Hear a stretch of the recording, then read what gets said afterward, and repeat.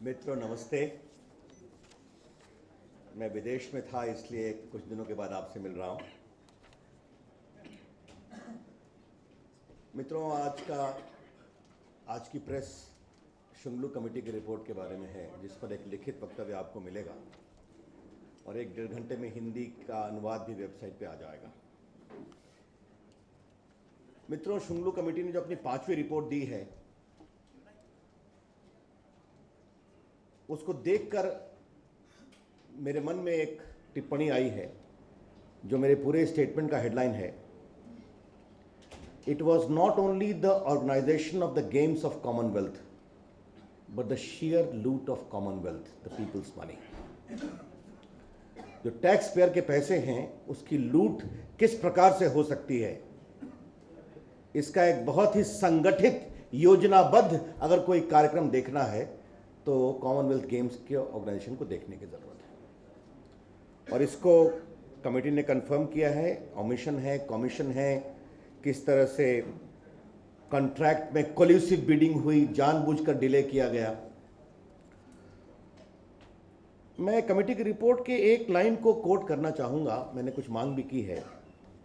The report specifically mentions that the malaise runs deep and cannot be dismissed as one-off aberration for which relatively junior functionaries alone can be held responsible. और दूसरी पंक्ति बहुत महत्वपूर्ण है। Officers of the organization concerned who were involved would have to be identified on the basis of further investigation and suitable action be taken. प्रधानमंत्री जी, आपसे हमारा सवाल यह है कि शुंगलू कमेटी रिपोर्ट आपने बनाई थी, शुंगलू कमेटी आपने बनाई थी और आपने देश को यह आश्वस्त किया था कि इस रिपोर्ट के आधार पर वो कार्रवाई करेंगे। तो जब शुंगलू कमेटी ने यह बताया है कि suitable officers at the higher level को आइडेंटिफाई किया जाए, उनके रोल को इन्वेस्टिगेट किया जाए और उनके खिलाफ कार्रवाई की जाए, तो प्रधानमंत्री जी आपसे पहला सवाल मुझे यह करना है कि आप किस लेवल के ऑफिसर्स के खिलाफ कार्रवाई करने का मन रखते हैं। At what level of officers, Mr. Prime Minister, you are willing that their role be investigated? 1600 crore रुपए का लॉस हुआ है स्टेडियम्स के प्रोजेक्ट्स में और 800 करोड़ का लॉस है डिलेज में। ये सब उस रिपोर्ट में चर्चा में है। आपको मालूम है कि शीला दीक्षित के बारे में पहले ही रिपोर्ट आई थी कि उन्होंने सारे फाइनेंशियल पावर्स को कॉन्सेंट्रेट कर रखा था। निर्मला जी ने इसके बारे में प्रेस किया भी है, आपने सुना होगा कुछ दिन पहले। और सबसे आश्चर्य मुझे यह लगा कि शीला दीक्षित इस रिपोर्ट को ही चैलेंज कर रही हैं। In effect she is challenging the prime minister. DDA, CPWD, NDMC, PWD सभी के इन्वॉल्वमेंट की बात आई है। What is the pattern which we are able to infer from this whole report? The pattern was the following: cause deliberate delay, jack up the price, seek additional fund, and go for collusive bidding. जानबूझकर देर करो, contract के दाम को ऊपर बढ़ाओ,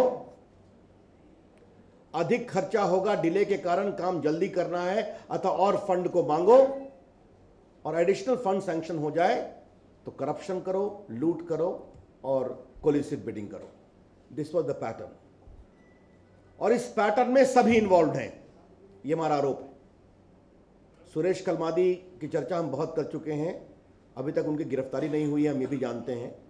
लेकिन इसमें दिल्ली सरकार, CPWD comes under the government of India, DDA is supervised by the government of India, NDMC supervised by the government of India, we all know it. आज मैं कुछ आपको आंकड़े देना चाहता हूं। इसमें से कुछ आज छपे भी हैं एक अखबार में, द मेल टुडे में, और कुछ हम लोगों ने इसको और एक्स्ट्रा भी कलेक्ट किया है। ये अपने आप में रोचक है। 542 कॉन्ट्रैक्ट देना था, 542, बिटवीन अक्टूबर 2006 एंड दिसंबर 2009। इसमें से सिर्फ 47 कॉन्ट्रैक्ट अवार्ड किए गए। जो 4 साल का समय था काम पूरा करने का, out of 542, only 47 contracts were awarded. और जब कोई काम बचा रह गया 495 कॉन्ट्रैक्ट का, तो 9 महीने में दिया गया. 495 contracts award in just 9 months. और ये मैं आपको 2 आंकड़े देना चाहता हूं. सितंबर 2010 में 75 contracts were awarded. 75 contracts in September 2010, and in October 2000, I'm sorry, yes, and 75 in October 2010 and 147 in September 2010. 147 in September 2010 and 75 in October 2010. और गेम्स कब से थे? नवंबर में. अब आप सोच लीजिए, गेम्स के 2 महीना पहले 147 एंड 75 आर बीइंग अवॉर्डेड. इसका क्या मतलब है? ये देरी की गई. मैं एक सवाल और पूछना चाहता हूं. इस पूरे खेल की मॉनिटरिंग भारत सरकार कर रही है एट ए हाई लेवल, और जितने एडिशनल फंड सैंक्शन हो रहे थे, हमारे राष्ट्रीय अध्यक्ष जी ने इसकी चर्चा आपके सामने पहले भी की है, वो पीएमओ के ऑफिसर्स भी उसमें इन्वॉल्व थे, कैबिनेट सेक्रेटरी भी उसमें इन्वॉल्व थे. तो ये देखा क्यों नहीं जा रहा था कि ये पैसे इतने लेट से लिए जा रहे हैं? क्यों लिए जा रहे हैं? क्या काम हो रहा है? किसको कॉन्ट्रैक्ट दिया जा रहा है?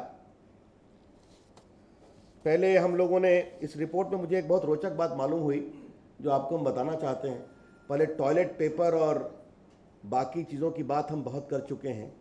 आज कुर्सियों की बात आई है कि जवाहरलाल नेहरू स्टेडियम में 1165 रुपये में कुर्सियां लगाई जाएंगी, और यही कुर्सियां शिवाजी स्टेडियम में 7,781 रुपये में लगाई गई. और अभी तक शिवाजी स्टेडियम कंप्लीट नहीं हुआ है. अब 2 स्टेडियम में दिल्ली में एक ही कुर्सी का दाम में इतना अंतर कैसे हो सकता है? जवाहरलाल नेहरू में 1165 और शिवाजी स्टेडियम में 7,781.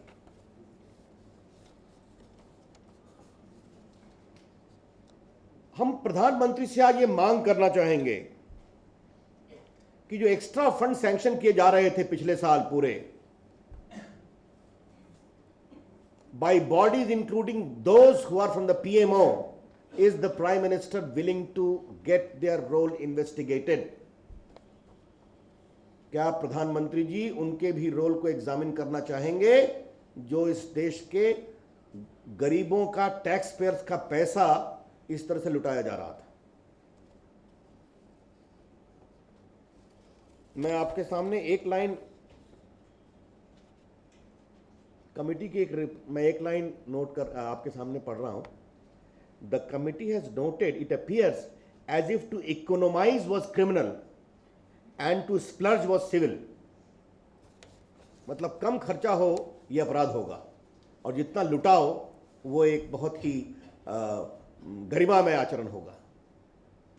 ये एक नई नई परत खुल रही है उसकी. और मैं उसकी एक दूसरी लाइन पढ़ना चाहता हूं आपके सामने में. ये भी अपने आप में रोचक है. That there was a method in the madness, ये मेरे स्टेटमेंट में कोटेड है. And the undue delay on project was perhaps a deliberate attempt at higher levels to create a sense of panic with a view to give undue advantage to all concern. ये sufficiently high level पर बैठे कौन लोग हैं, देश जानना चाहता है. और उनकी भूमिका के बारे में सरकार क्या करने जा रही है. बीजेपी आज मांग करती है कि श्रीमान सुरेश कलमाडी को गिरफ्तार किया जाए, उनका कस्टोडियल इंट्रोगेशन किया जाए. ये बातें हम बहुत पहले से कह रहे हैं, लेकिन आज जब कमेटी ने बार बार कहा है कि सिर्फ निचले स्तर पर बैठे पदाधिकारी ही नहीं, ऊपरी स्तर के लोग इसमें इन्वॉल्व हैं, उनकी भूमिका की जांच होनी चाहिए, परख होनी चाहिए, उनके अपराध के अनुरूप उनको दंड मिलना चाहिए, तो हम ये चाहेंगे प्रधानमंत्री जी आज ये रिपोर्ट, ये कमेटी आपने बनाई थी, इसकी रिपोर्ट